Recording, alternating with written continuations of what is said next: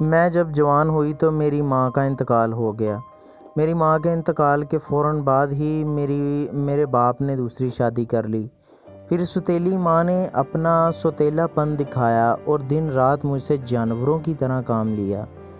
مجھے اپنے باپ پر افسوس ہوتا تھا کہ وہ کیسا شخص تھا جو اپنی اولاد سے زیادہ دوسری بیوی کا خیال رکھتا تھا۔ میری سوتیلی ماں کے سر میں ہلکا سا درد بھی ہوتا تو وہ اس کا سر دبانا شروع کر دیتا تھا، مگر اسے میرا کوئی احساس نہیں تھا، اور احساس ہوتا بھی تو کیوں، ساری زندگی تو اس نے میری ماں سے نفرت کی تھی۔ مجھ سے شفقت نہ کرنے کی وجہ یہ بھی تھی کہ میں اسی کی اولاد تھی۔ ایک دن ابو کی دکان پر ڈاکوؤں نے حملہ کر دیا۔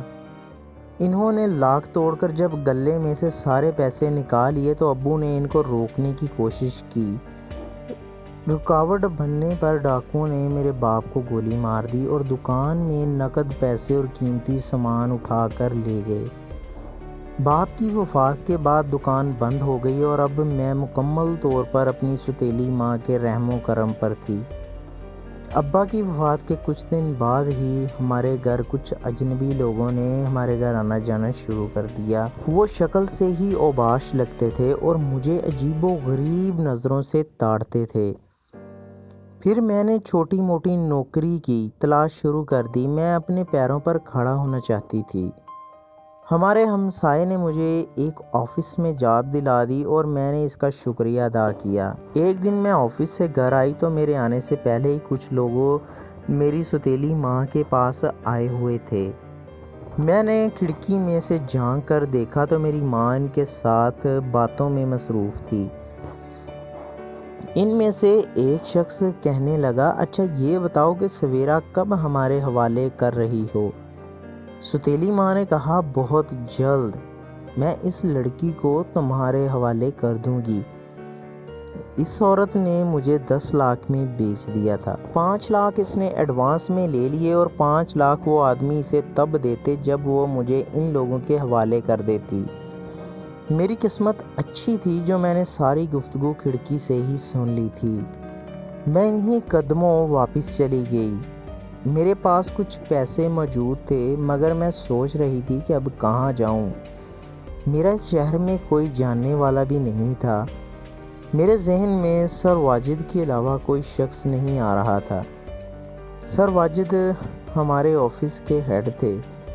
سر نے میرے ساتھ تعاون کیا اور کچھ دن مجھے آفس میں ہی رہنے کی اجازت دے دی۔ کچھ دنوں کے بعد سر واجد نے کہا کہ کمپنی کی طرف سے 1 ہفتے کے لیے دبئی جا رہے ہیں۔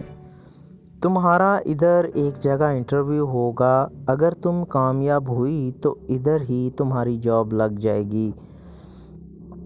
پھر میں مستقبل کے سہانے خواب اپنی آنکھوں میں سجائے دبئی روانہ ہوئی۔ سر واجد کا یہ ایک ایسا ٹرپ تھا جس کی مجھے کچھ سمجھ نہیں آ رہی تھی۔ ایک دن اس نے میرے بیگ میں کچھ نشہ آور اشیاء ڈال دیں۔ پہلے تو اس نے مجھے دبئی پولیس سے گرفتار کروایا، پھر رہا کروانے کے بعد مجھ سے کہنے لگا کہ اب جیسا میں کہوں تجھے ویسا ہی کرنا پڑے گا ورنہ دوبارہ پولیس کے حوالے کر دوں گا۔ اس نے مجھے ایک مساج سینٹر کے حوالے کیا جہاں مختلف مرد عورتوں سے مساج کروانے آتے تھے۔ صرف یہی نہیں، پھر وہ مجھے مجبور کرتا کہ رات کو میں کلب میں ڈانس کروں۔ وہ ایک مساج سینٹر اور کلب میں میرا سودا کر کے واپس چلا گیا۔ دن میں مختلف لوگوں کا مساج کر کے ان کو تسکین پہنچاتی اور رات کو کلب میں ڈانس کر کے لوگوں کے دلوں کو جیتنے کی کوشش کرتی۔ کلب میں لوگ شراب کے نشے میں ڈانس دیکھنے آتے تھے۔ میرے علاوہ بھی کئی لڑکیاں تھیں جو سٹیج پر ناچتی تھیں۔ اگر کسی آدمی کو سٹیج پر کوئی ڈانسر پسند آ جاتی تو وہ جا کر اس لڑکی کے بازو پر ایک سرخ رنگ کی پٹی باندھ دیتا۔ اس پٹی پر اس آدمی کا نام اور لڑکی کے ساتھ رات گزارنے کی قیمت لکھی ہوتی تھی۔ ڈانس ختم ہونے کے بعد کلب کا مینیجر لڑکیوں کے بازوؤں پر بندھی پٹیوں کو چیک کرتا اور دیکھتا کہ جس آدمی نے بھی پٹی پر زیادہ رقم لکھی ہوتی تو مطلوبہ لڑکی اس کے حوالے کر دیتا۔ ہر ایک رات میرے لیے قیامت سے کم نہیں تھی۔ کیونکہ ہر رات ایک نیا شخص مجھے کمرے میں لے جاتا اور میرے جسم کے ساتھ کھیلتا رہتا۔ ایک دن کلب میں کچھ لوگ داخل ہوئے۔ ان میں سے ایک شخص عجیب و غریب نظروں سے کلب کے چاروں طرف دیکھ رہا تھا۔ ایسا لگتا تھا وہ زندگی میں پہلی بار کلب میں آیا تھا۔ اسے یہ غیر انسانی ماحول بہت عجیب لگ رہا تھا۔ وہ تو نہ کسی سے بات کرتا تھا اور نہ ہی ڈانسر کے ساتھ لطف اندوز ہو رہا تھا۔ میں اس لڑکے سے نظریں بچاتی رہی کیونکہ ہمارا مینیجر بہت خراب آدمی تھا۔ میں نے مینیجر سے کوئی بہانہ بنا کر اس سے کہا کہ میری طبیعت خراب ہے، مجھے ایک دن کی چھٹی دے دی جائے۔ میں نے کسی طریقے سے اس کا نمبر حاصل کیا اور اس سے بات چیت شروع کر دی۔ اس نے بتایا کہ وہ اپنی دوستوں کے ساتھ یہاں دبئی میں چھٹیاں گزارنے آیا۔ باتوں ہی باتوں میں ہماری دوستی ہو گئی۔ وہ تو مجھے پہلی ہی نظر میں پسند آ گیا تھا، مگر میری یہ خوش نصیبی تھی کہ اسے بھی میں پسند آ چکی تھی۔ وہ مجھے اپنانا چاہتا تھا اور اپنے ساتھ واپس پاکستان لے جانا چاہتا تھا۔ کل ہماری پہلی ملاقات تھی کہ اچانک اس کی کال آئی کہ میرے والد کا انتقال ہو چکا ہے، مجھے ابھی واپس جانا پڑے گا۔